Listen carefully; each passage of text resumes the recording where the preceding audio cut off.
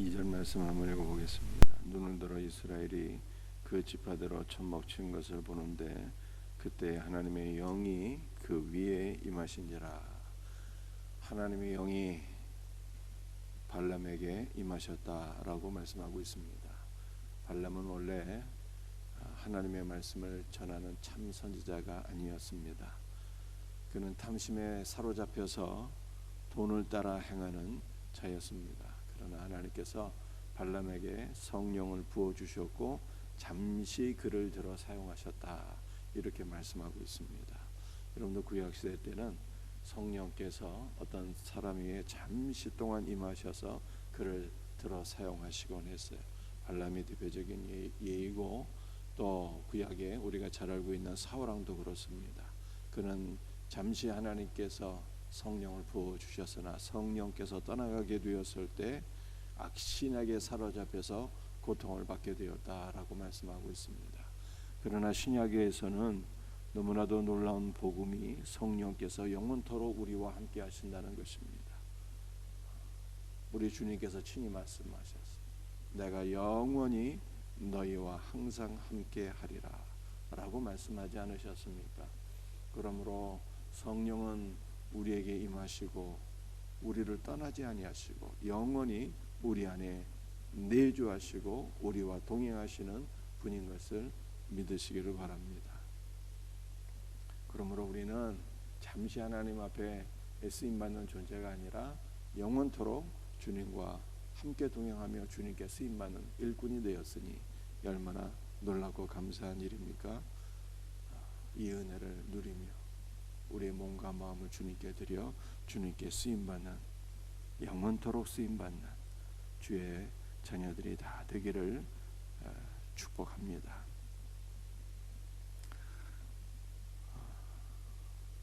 삼 절 말씀을 읽어봅니다. 그가 예언을 전하여 말하되 부올의 아들 발람이 말하며 눈을 감았던 자가 말하며. 여러분들 오늘 민수기 24장은 전체적으로 하나님의 영이 임하면 어떤 일들이 일어나게 되는가를 보여주고 있어요. 하나님의 영이 임하게 되면 눈을 감았던 자, 근데 눈을 감았다는 것이 각주를 보게 되면 눈을 떴다, 이렇게 말씀을 하고 있습니다.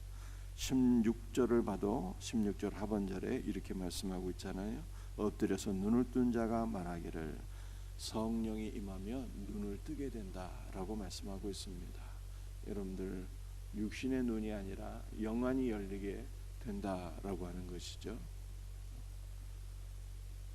영안이 열려서 눈에 보이지 아니하는 그리스도를 바라보게 되고 소망하게 되며, 영안이 열려서 우리는 영원한 하나님의 나라를 바라보아야 하는 것입니다. 여러분들 구약시대 때는 선지자를 가리켜서 다른 말로 선견자라고 해서 선견자,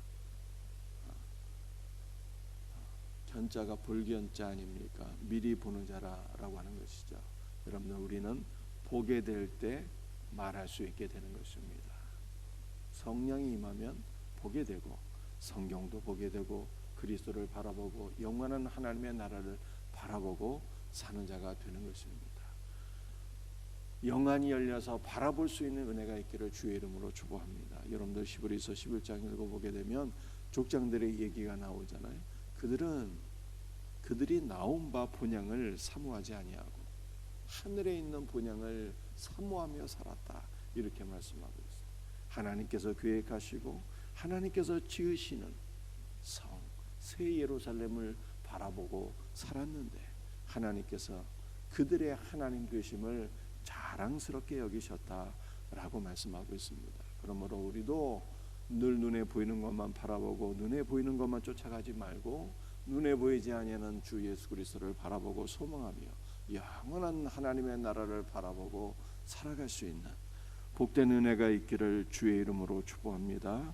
4절 말씀 보시겠어요? 하나님의 말씀을 듣는 자, 젖는 자의 환상을 보는 자, 엎드려서 눈을 뜬 자가 말하기를.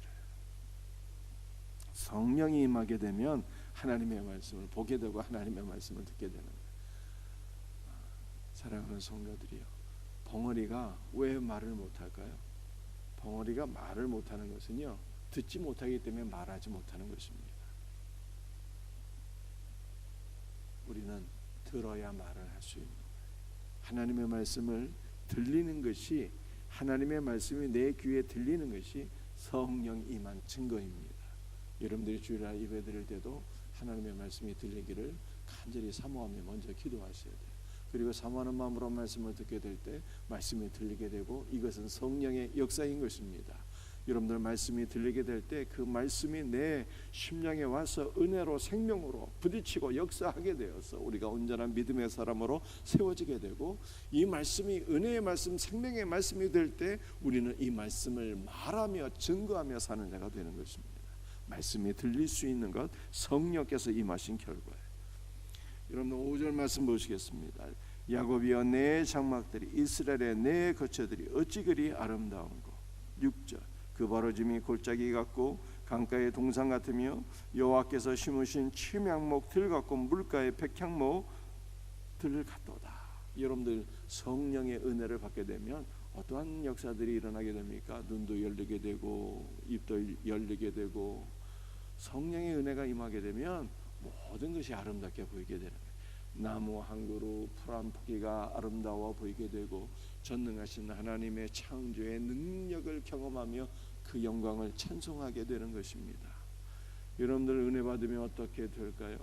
은혜 받으면 모든 사람들이 예뻐 보이고 사랑스러워 보이잖아요.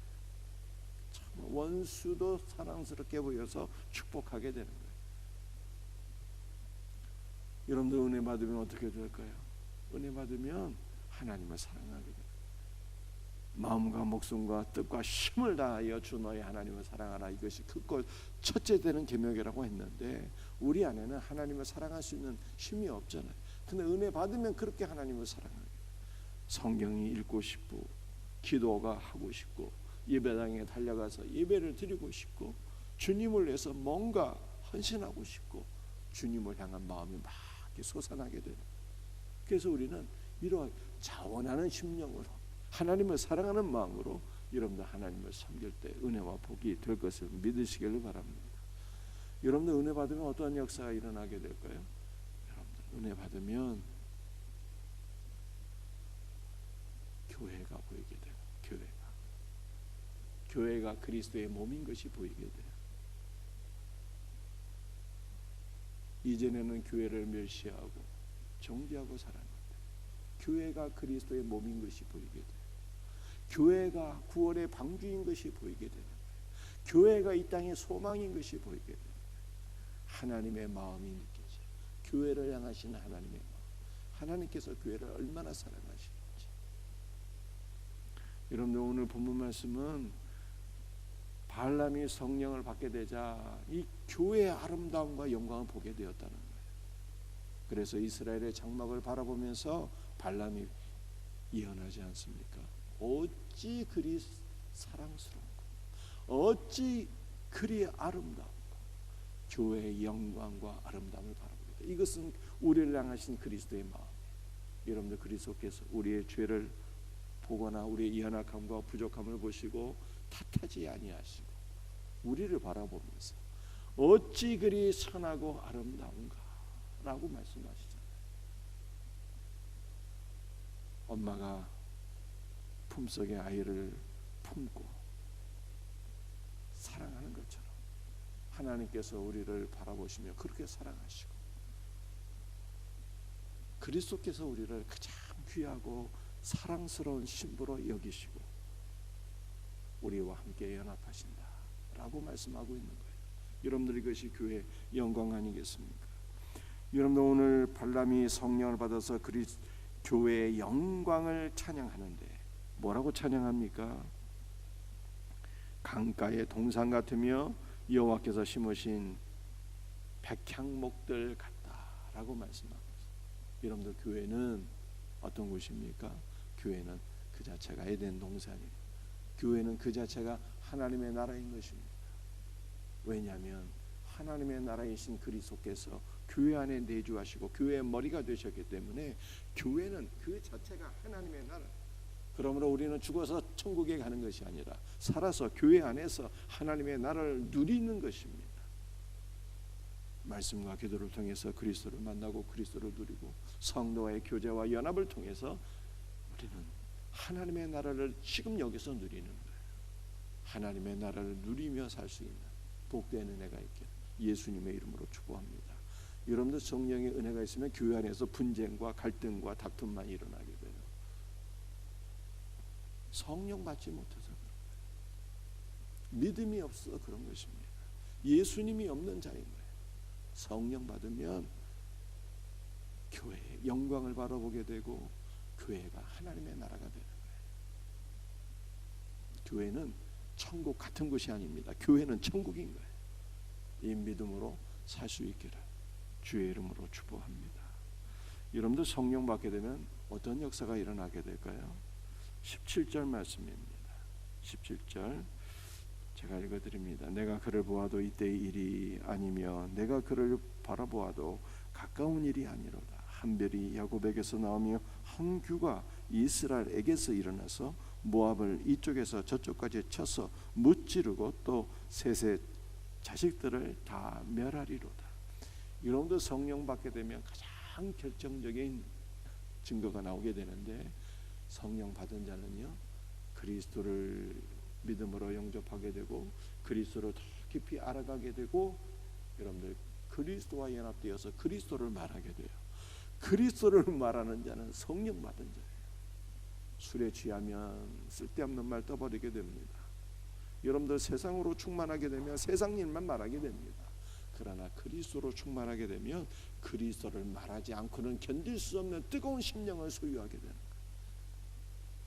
발람은 성령이 임하자 그리스도를 예언하게 되었어요. 뭐라고 예언했습니까?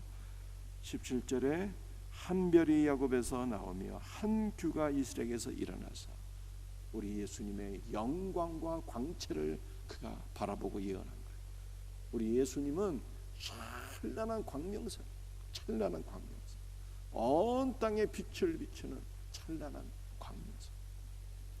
우리 예수님 온 땅을 비추시는 생명의 빛이시니 그 빛을 바라보고 그 빛을 받아들인 자는 모든 어둠이 물러가고 생명이 임하게 될 것을 믿으시기를 바랍니다. 여러분들 발람은 암몬 자손이었는데요. 그가 모압 왕 발락의 사주를 받아서 동방으로 왔다가 한 별이 야곱에게서 나오는 것을 성령의 역사로 바라보게 되고 이것이 동방의 전승이 되어서 이후에 동방 박사들이 이상한 한 별을 바라보다가 이것이 바로 그리스도의 탄생을 예언하는 별인 것을 알게 되어서 그가 유대 땅 베들레헴으로 가서 이스라엘의 왕으로 나신 이가 어디 있느냐 이것을 묻게 되지 않습니까?